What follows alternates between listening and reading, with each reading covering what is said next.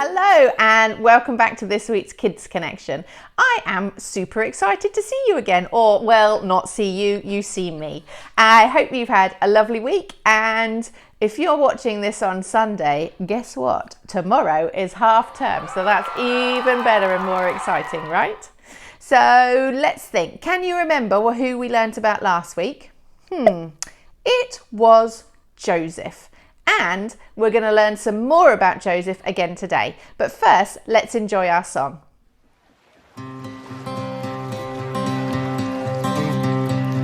In my wrestling and in my doubts, in my failures, you won't walk out.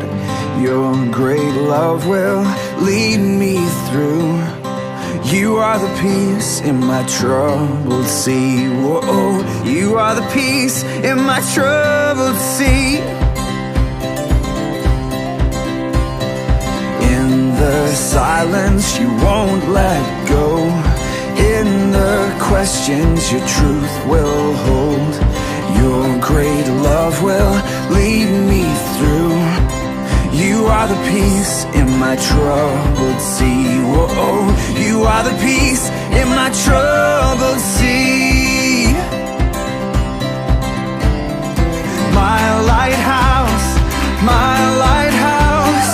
shining in the darkness, I will follow you. Oh, my lighthouse,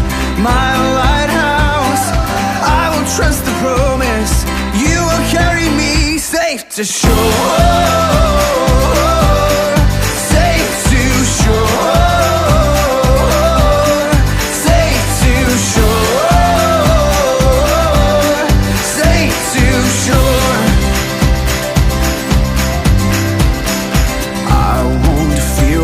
Tomorrow brings. With each morning I'll rise and sing. My God's love will lead me through. You are the peace in my troubled sea. Whoa, you are the peace in my troubled sea. Oh, you are my light, my lighthouse, shining in the darkness. I will follow you. Oh, my lighthouse, I will trust the promise. You will carry me safe to shore. Safe to shore. Safe to shore. Safe to shore.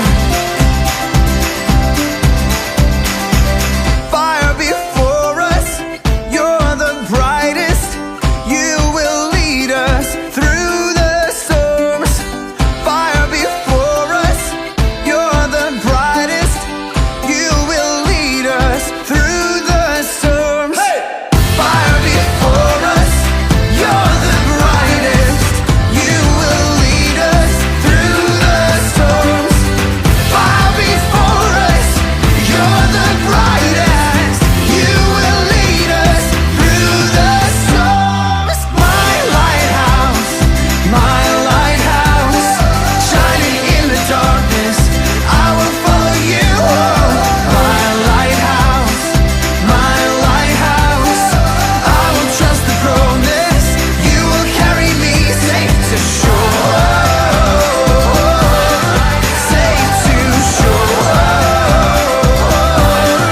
Safe to shore. So I hope you enjoyed the song. I hope you busted out some funky moves. And if you did, don't forget to share them with us because, well, we'll enjoy them. And, especially if they're of your parents. So last week we were looking at Joseph and we were chatting all about how Joseph trusted in God even when God's plan seemed a bit crazy, like when Joseph ended up as a slave and then he ended up in prison and all sorts of stuff happened to him. But he always trusted in God's plan. That's why last week's memory verse was Jeremiah 29:11. For I know the plans I have for you, declares the Lord.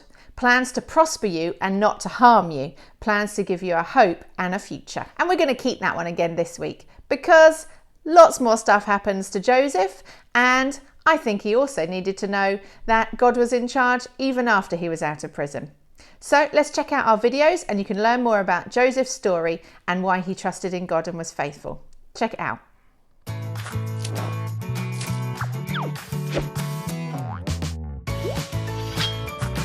The Faithful Hall of Fame, Joseph.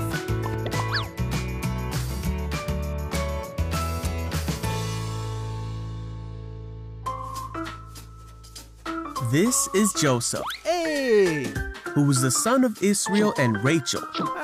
But he had 11 brothers who hated him and sold him into slavery. After being put in jail, Joseph told of the future of Egypt when he interpreted Pharaoh's dreams, and Joseph found favor with the Pharaoh. The Pharaoh made Joseph a leader in his kingdom. Just as Joseph had told the Pharaoh, Egypt had 7 years of abundance. Then the 7 years of abundance came to an end, and the 7 years of famine began, just as Joseph had said. But the Egyptians had food to eat because Joseph had planned for the famine. There was famine in all the other lands, and many came to Joseph to buy food. There was even a famine in the land that Joseph came from. So when Israel heard that there was grain in Egypt, he sent his sons to buy some. But Israel did not send Benjamin with the others because he was afraid that harm might come to him. When Joseph's brothers came to him, Joseph recognized them, but he pretended to be a stranger. So Joseph decided to test his brothers. He had his interpreter tell them to send for Benjamin, who had stayed home. And then he threw his brothers in jail for 3 days. On the 3rd day, Joseph let all but one of the brothers take grain to their starving households with the instruction to bring Benjamin back. But Joseph provided for his brothers' journey and gave them grain and silver.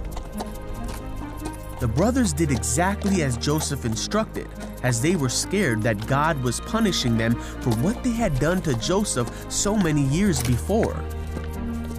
They traveled home to their father's house, then back to Egypt. Now that he had seen that they brought Benjamin, Joseph was overwhelmed, so he released the brother who was still in prison. But Joseph decided to play one more trick on his brothers. He sent the brothers away but told his servant to hide his silver cup in Benjamin's bag. Then Joseph told the servant to go after the brothers and retrieve the cup. The brothers hadn't traveled far before the servant stopped them and accused them of stealing the cup.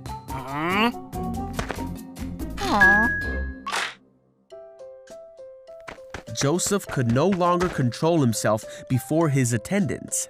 He made them leave so he could be alone with his brothers, and he told his brothers who he really was. Ta-da!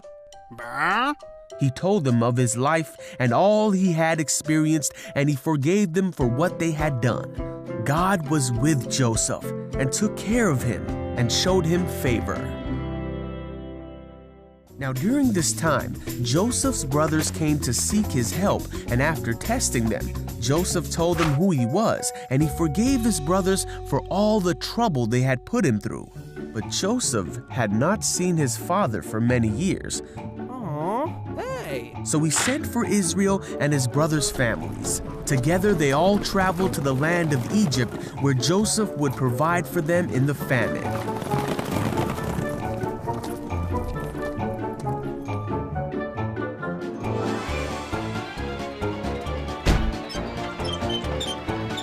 Pharaoh allowed Joseph and all his brothers to settle in one of the best parts of Egypt. And finally, Joseph was reunited with his father. Joseph lived 110 years. and saw 3 generations of his family flourish in the land. Before Joseph died, he told his brothers of the future of Egypt. He told them of the exodus that would take place, meaning that they would all return to the promised land of their father Israel, his father Isaac, and his father Abraham. He made his brothers promise that when they left the land of Egypt, they would take his bones with them and bury them in the promised land. Joseph always lived with hope that God would deliver him and his people. Though many people meant to show him harm throughout his life, God meant it all for good, so that many people should live because of his faith.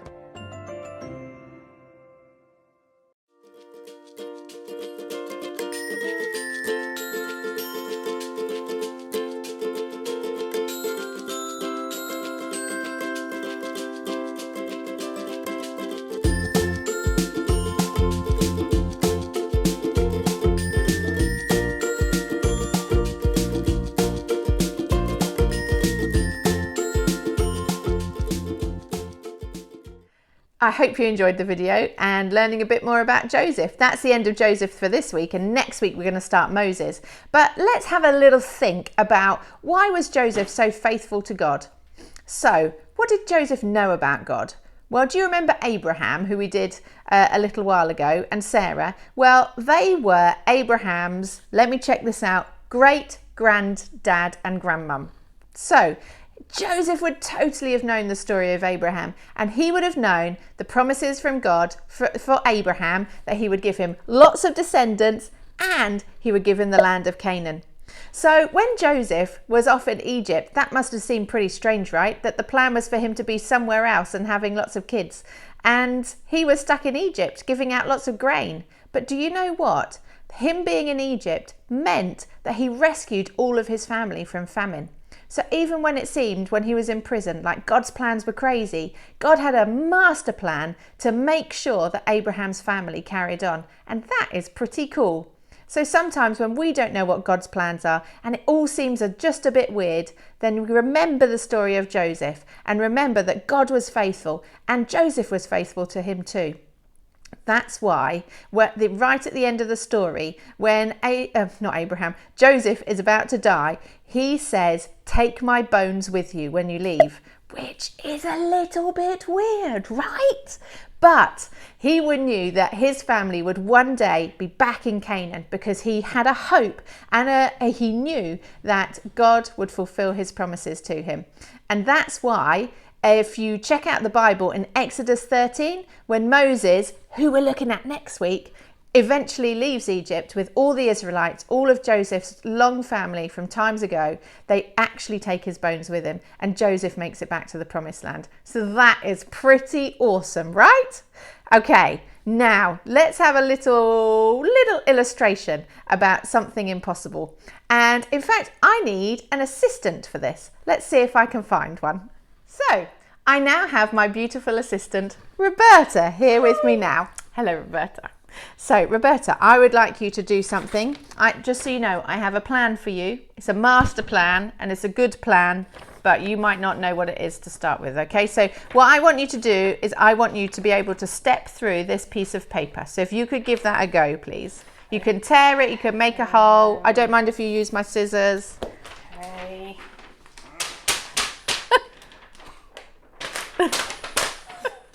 Can I eat it? You can try.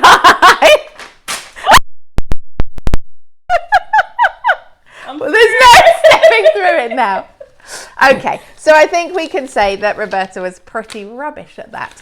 But Roberta, you'll be pleased to know that I have a good plan for you. A plan that is going to see you step through a piece of paper magically. Now, I hope I do this right. And I will put this as one of the activities in the pack, which, by the way, everybody, you can find on the website at thebeaconchurch.com/kidsconnection. And if you do any of the activities, feel free to link them to, paste them on the Facebook page.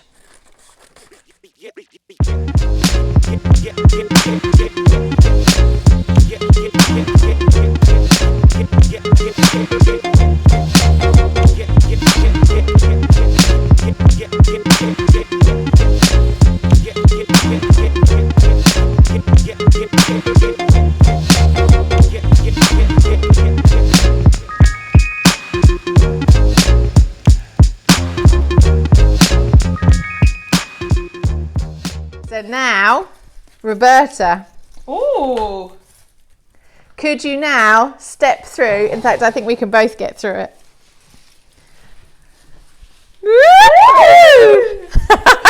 It's always good to wiggle through. There you go. So that's my little illustration. You can check out that activity in the activities pack. I hope you have a fantastic week and I shall see you next time. Take care. Bye. Bye.